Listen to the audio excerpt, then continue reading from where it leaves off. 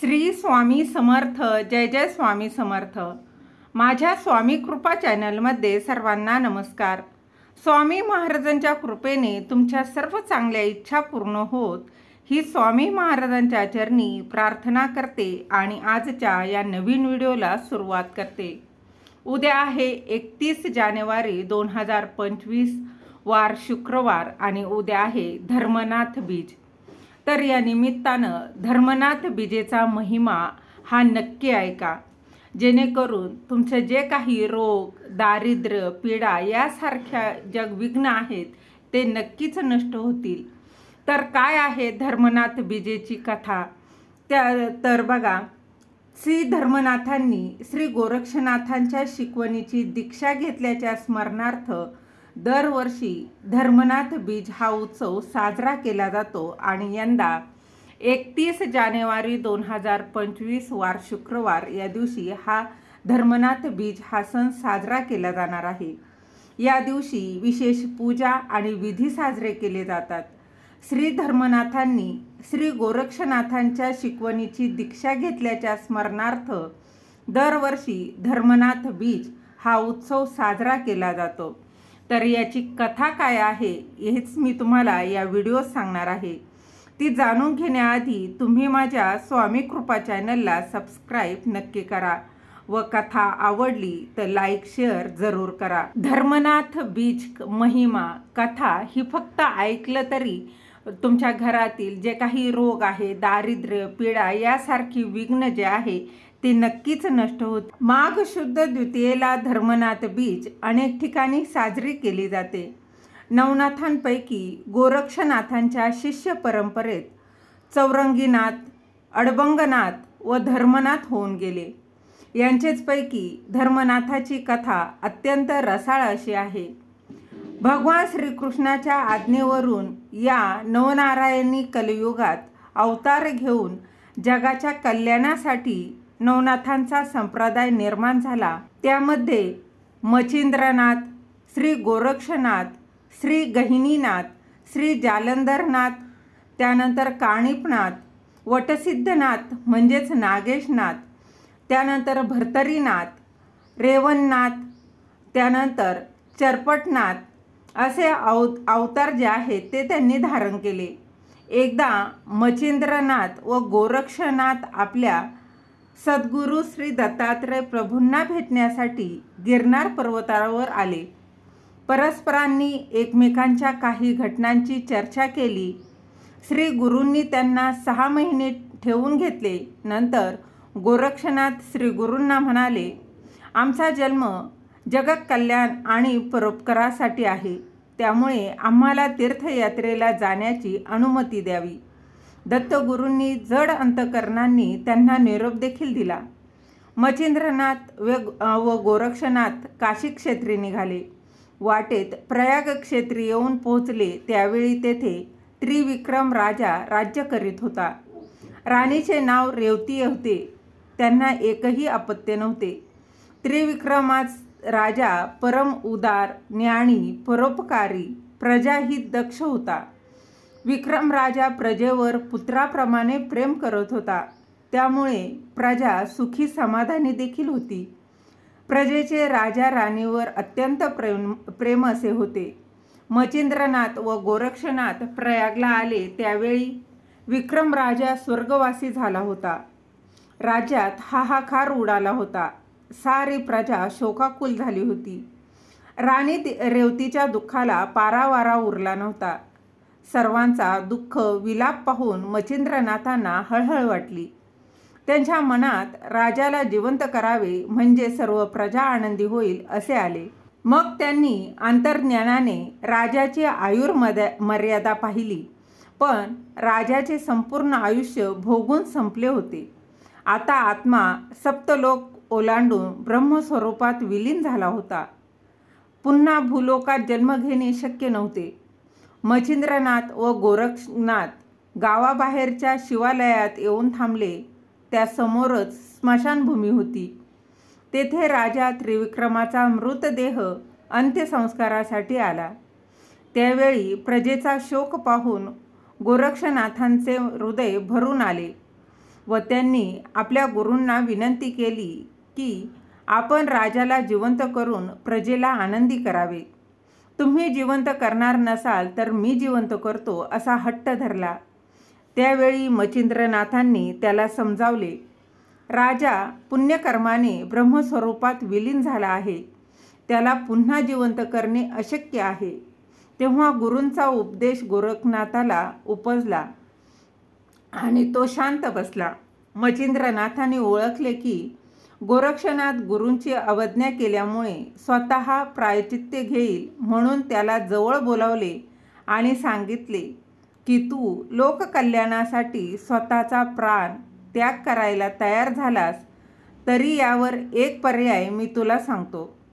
राजाच्या देहामध्ये मी प्रवेश करतो, त्या देहात राहूनच मी राजाच्या नावाने राज्याचा सर्व कारभार पाहीन. 12 वर्षानंतर मी माझ्या देहात पुन्हा प्रवेश करीन, परंतु तोपर्यंत तू माझे शरीर नीट काळजीपूर्वक सांभाळून ठेव. हे ऐकून गोरखनाथ विस्मयाचकित झाले आणि त्यानंतर त्याने मच्छिंद्रनाथांना समाधानाने संमती देखील दिली. मग मच्छिंद्रनाथांनी आपल्या योग सामर्थ्याने आपला देह जो आहे तो निश्चल करून त्यागून राजाच्या मृतदेहात प्रवेश केला. तेव्हा राजा त्वरित उठून बसला. राजा जिवंत झालेला पाहून शोकाकुल झालेला जनसमुदाय आनंदाने त्रिविक्रमाचा जय जयकार करू लागला. सर्वांनी देवाचे आभार मानले व स्मशानभूमीवरील अग्निदेवतेला शांत करण्यासाठी राजाची सुवर्णाची जी प्रतिमा आहे ती करून त्यावर विधिपूर्वक प्रेतसंस्कार करून अग्नीच्या स्वाधीन केले व राजाला आनंदाच्या जल्लोषात वाजत गाजत नगराकडे आणले. इकडे शिवमंदिरात गोरक्षापुढे यक्ष प्रश्न उपस्थित झाला की मच्छिंद्रनाथांच्या देहाचे संरक्षण 12 वर्ष कसे करायचे. तेवढ्यात तेथे एक स्त्री आली. तिला विश्वासात घेऊन सर्व सत्य घटना सांगितली. तो तिला म्हणाला, माझ्या गुरूंनी माझ्यावर मोठी जबाबदारी सोपवली आहे, तेव्हा यासंबंधी कोठेही चर्चा त्याचबरोबर वाच्यता करू नकोस. श्री गुरूंचे शरीर 12 वर्ष सुरक्षित राहील अशी एखादी गुप्त जागा दाखव. गोरक्षनाथांच्या गुरुनिष्ठेने आणि शुद्ध भावनेमुळे तिने त्याला एक गुप्त भुयार दाखवले. ते पूर्णपणे सुरक्षित असल्याची खात्री करून गोरक्षाने मच्छिंद्रनाथांचा देह तेथे ठेवला व बाहेरून कोणालाही शंका येणार नाही ही काळजी घेऊन भुयाराचे दार जे आहे ते बंद केले. त्यानंतर ती स्त्री म्हणाली, साधू महाराज, हा देह 12 वर्ष चांगल्या स्थितीत कसा राहू शकेल. तेव्हा गोरक्षनाथ म्हणाले, माझे गुरु महातपस्वी असून अमर आहेत. ते प्रलय काळाच्या अंतापर्यंत आहे, त्या स्थितीत तेजस्वी राहू शकतात. परंतु तू हे गुपितच ठेव, नाही तर अनर्थ घडेल. स्त्री तसे वचन घेऊन निघून गेली. इकडे त्रिविक्रम राजाच्या देहात प्रवेश केलेल्या मच्छिंद्रनाथाने अंतर्ज्ञानाने सर्व गोष्टीची माहिती करून घेऊन यथायोग्य रीतीने राज्यकारभार चालवला. रेवती राणीबरोबर राजाप्रमाणेच त्याचे बोलणे वागणे ठेवले, त्यामुळे राणीला संशय देखील आला नाही. स्मशानाजवळ असलेल्या शिवालयात जाऊन दररोज रात्री सांब सदाशिवाचे दर्शन घेण्याचा नित्यनेम मच्छिंद्रनाथांनीही चालू ठेवला. त्यांनी आपल्या निश्चल शरीराची गुप्त जागा नीट पाहून घेतली. गोरक्षनाथांनी त्यांना सर्व हकीकत बरोबर भाषेतली सांगितली, त्यामुळे इतर कोणालाही त्याचा उलगडा जो आहे तो कळला नाही. अशा प्रकारे त्यानंतर राजा दररोज मंदिरात जाऊन स्वतःच्या देहाविषयी खात्री करून घेऊ लागला. गोरक्ष 3 महिने तेथे राहिला. ही जबाबदारी व्यवस्थित पार पडत आहे हे जाणून गोरक्षनाथ म्हणाला, आपण आपली योग साधना करून हित साधावे. मला आता तीर्थयात्रा करण्यास परवानगी द्यावी. मग गुरूंच्या आज्ञेवरून तीर्थयात्रेस गेले.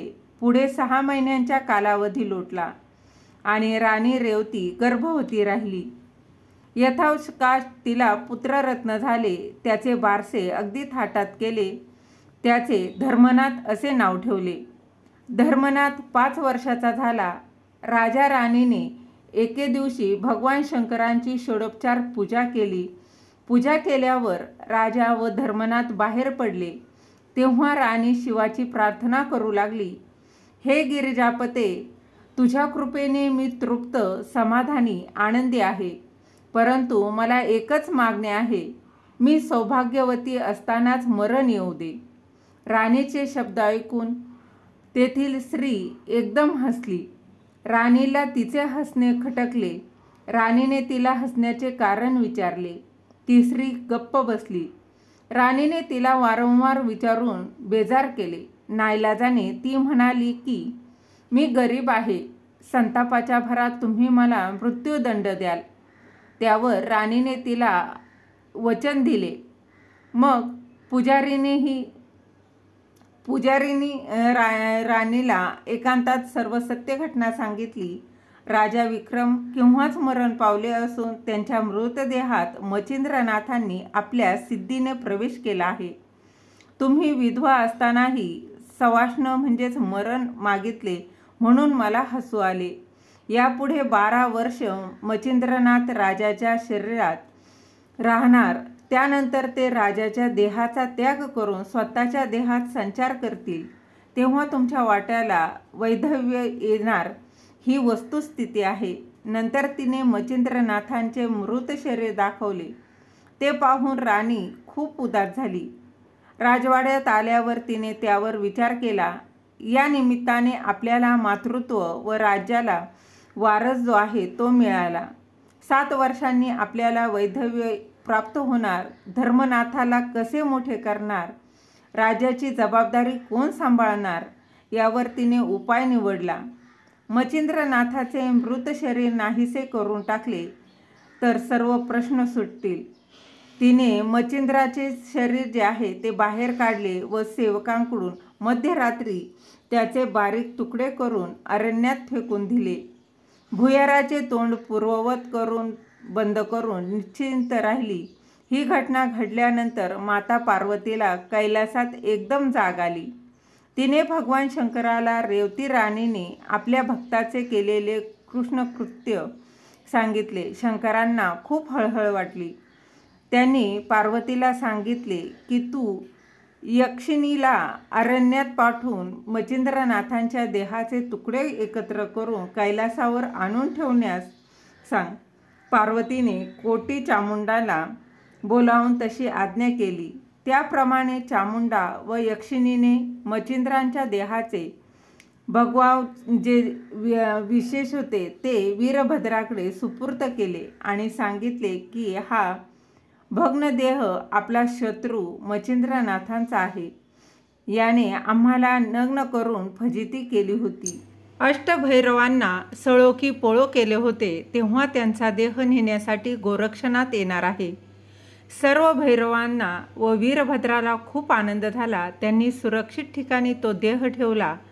त्याच्या भोवती 84 कोटी 72 लक्ष शिवगण, कोट्यावधी यक्षिणी, चामुंडा, शंखिनी, डाकिनी सशस्त्र ठेवल्या. त्यानंतर त्रिविक्रम राजाच्या देहातील मच्छिंद्रनाथ दररोज शिवालयात जाऊन भुयाराकडे जात असे व आपला देह सुरक्षित ठिकाणी आहे याची खात्री जी आहे ती करून घेत असे. पण आपण दिव्यदृष्टीने एकदा पाहावे असा विचारही त्यांच्या मनात आला नाही. अशा प्रकारे राजवैभव सुखासमाधाने भोगीत असता 12 वर्षाची मुदतही संपली आणि तिकडे 12 वर्ष पूर्ण झाली हे जाणून गोरक्षनाथ व त्यांचा शिष्य चौरंगीनाथ प्रयाग क्षेत्री गुरु भेटीसाठी शिव मंदिरात आले.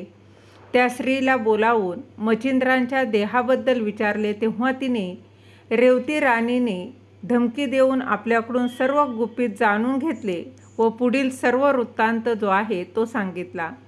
गोरक्षांना खूप वाईट वाटले. तेव्हा ती स्त्री म्हणाली, मच्छिंद्राच्या देहाचे काय केले ते रेवती राणीला विचारून येते. असे सांगून ती राणीकडे गेली. तेव्हा रेवतीने सगळं काही सांगितले. त्याच दिवशी त्या देहाचे बारीक तुकडे करून अरण्यात टाकले. ते कीटकांनी खाल्ले सुद्धा असतील. हे ऐकून स्त्रीला धक्काच बसला. तिने गोरक्षनाथाला घडलेली सर्व हकीकत सांगितली. त्याला संताप आला, परंतु आपली ती गुरुपत्नी आहे व तिला पुत्र झाला आहे म्हणून शांत राहिला. मच्छिंद्रनाथ चिरंजीव असल्यामुळे त्यांच्या देहाचा नाश कधीच होणार नाही. कुठे ना कुठे ते सुरक्षित असतील, त्यांचा शोध घेतला पाहिजे. त्यांनी चौरंगीनाथाला सांगितले की गुरूंच्या देहाचे अवशेष शोधण्यासाठी मी योगबलाने सूक्ष्म रूप घेऊन जातो, परंतु माझा देह इथेच ठेवून जातो. मी परत येईपर्यंत तू याचे रक्षण कर, नाहीतर राणी रेवती माझ्याही देहाचा नाश करेल, असे सांगून तो सूक्ष्म रूपाने बाहेर पडला. त्याने 10 दिशा, सप्तद्वीप, सप्तपाताळे, गुप्त गुहा व सर्व ब्रह्मांड, वैकुंठ भुवन शोधलं. शेवटी कैलासावर गेला. तेथे त्याला वीरभद्र, शिवगण, चामुंडांच्या पहाऱ्यात गुरूंच्या अस्थी, त्वचा, मांस याचे अवशेष दिसले. तो पुन्हा शिवमंदिरात आला, स्वतःच्या शरीरात प्रवेश केला व युद्धाची तयारी केली. देह ताब्यात द्यावा असे सांगितले. सूर्य वीरभद्राकडे गेला व मच्छिंद्राचा देह परत देण्याची विनंती केली, परंतु त्यांनी नकार दिला. वीरभद्राने अष्टभैरव 72 कोटी 84 लक्ष गणांना शस्त्रास्त्र घेऊन तयार राहण्यास सांगितले. गोरक्ष व चौरंगीने हे पाहून दोघांमध्ये घनघोर युद्ध झाले. एकमेकांवर अस्त्रे जे आहेत ते सोडली. यामुळे सर्व देव भयभीत झाले. भगवान विष्णू व शंकर पृथ्वीवर आले.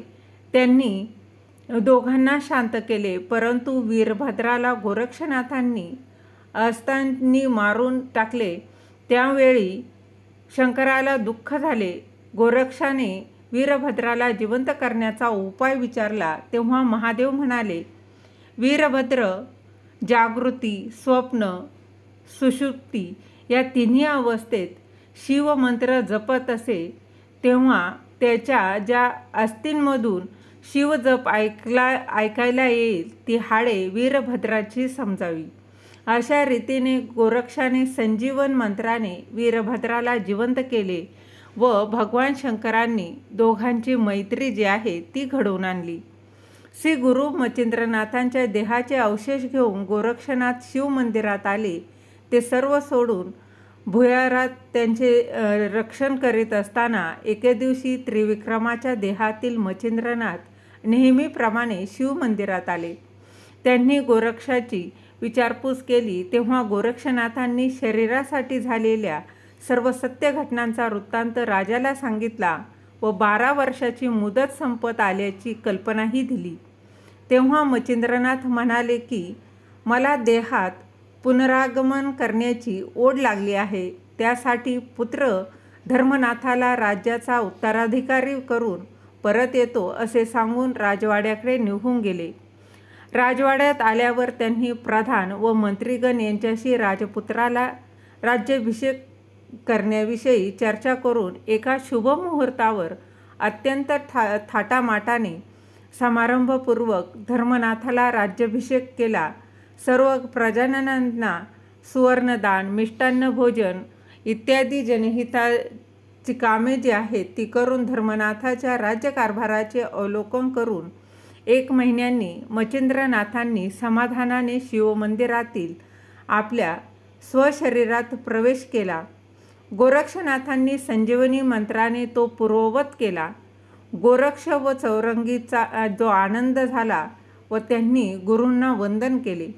दुसऱ्या दिवशी नेहमीप्रमाणे दिवस जास्त वर आला तरी महाराज का उठले नाहीत म्हणून रेवती राणी शयनगृहात गेली. तिने राजाला उठवण्याचा खूप प्रयत्न केला. तेव्हा तिच्या लक्षात आले की राजाच्या देहातील प्राण जो आहे तो निघून गेला आहे. तिने दुःखाने हंबरडा फोडला. राणीचा आवाज ऐकून धर्मनाथ, प्रधान, मंत्रीगण धावत आले. राजाच्या मृत्यूची बातमी गावात पसरली. त्रिविक्रमाच्या प्रेतावर स्मशानात अंत्यसंस्कार झाले. त्यावेळी मच्छिंद्रनाथ, गोरक्ष व चौरंगी तेथे हजर होते. मच्छिंद्रनाथांना तेथे पाहून राणीला आश्चर्य वाटले. पित्याच्या मृत्यूमुळे धर्मनाथ दुःखी झाला. त्याने अन्नपाणी वर्ज्य केले. राणीने एकांतात धर्मनाथाला पित्याविषयीचे सर्व काही रहस्य सांगितले. नंतर धर्मनाथाने शिव मंदिरातून तीनही नाथांना पालखीत बसवून राजवाड्यात आणले. 1 वर्षभर ते तेथे राहिले. आता तू मातेची सेवा व राज्याचा जो आहे तो उपभोग घे. 12 वर्षांनी मी परत येईन असे सांगून ते तिघे तीर्थयात्रेला निघून गेले. धर्मनाथांनी मच्छिंद्रनाथांची आज्ञा पाळली होती. त्यांच्या कारकिर्दीत प्रजा सुखात होती. आपल्या मातेलाही त्याने सुखासमाधानाने ठेवले होते. तिची तो अगदी मनोभावे सेवा देखील करत होता. त्याची पत्नी आज्ञाधारक व पतिव्रता होती. त्यांना एक पुत्रही झाला होता. त्याचे त्रिविक्रम नाव ठेवले गेले. त्यानंतर मच्छिंद्रनाथ, गोरक्षनाथ, चौरंगीनाथ व अडबंगनाथ प्रयागला परत आले. धर्मनाथाने त्यांची भेट घेऊन सन्मानपूर्वक त्यांना राजवाड्यात आणले. त्यानंतर काही काळ गेल्यावर त्यांच्या उपस्थितीत चांगला मुहूर्त पाहून त्रिविक्रमाला राज्याभिषेक केला. धर्मनाथ त्यांच्याबरोबर तीर्थयात्रेला जाण्यास उत्सुक होता. माघ द्वितीयेला, ज्याला धर्मबीज असं म्हणतात, त्या दिवशी गोरक्षनाथाने धर्मनाथास गुरुदीक्षा दिली. या समारंभास स्वतः गोरक्षनाथ प्रसाद वाटत होते. या प्रसंगी स्वर्गातील सर्व देव प्रसाद ग्रहण करण्यासाठी तेथे आले होते. सर्व प्रजाजनही प्रसाद घेऊन संतुष्ट झाले. त्यामुळे दरवर्षी असा प्रसाद मिळावा यासाठी असा महोत्सव प्रत्येक वर्षी व्हावा अशी इच्छा सर्वांनी व्यक्त केली.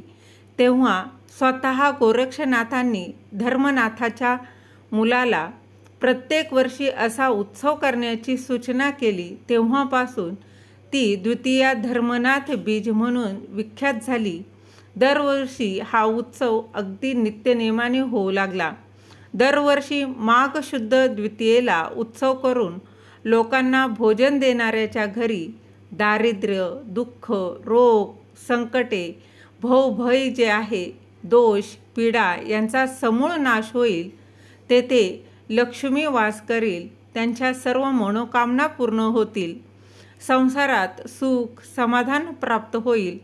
आपल्या शक्तीनुसार हा उत्सव साजरा करावा असे गोरक्षनाथांनी आपल्या किमयागिरी या ग्रंथात प्रतिज्ञापूर्वक सांगितले आहे.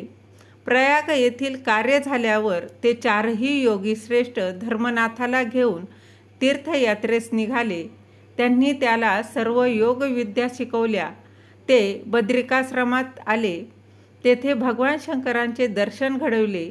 त्यांच्या हाती धर्मनाथाला सोपवून तपश्चर्येला बसविले.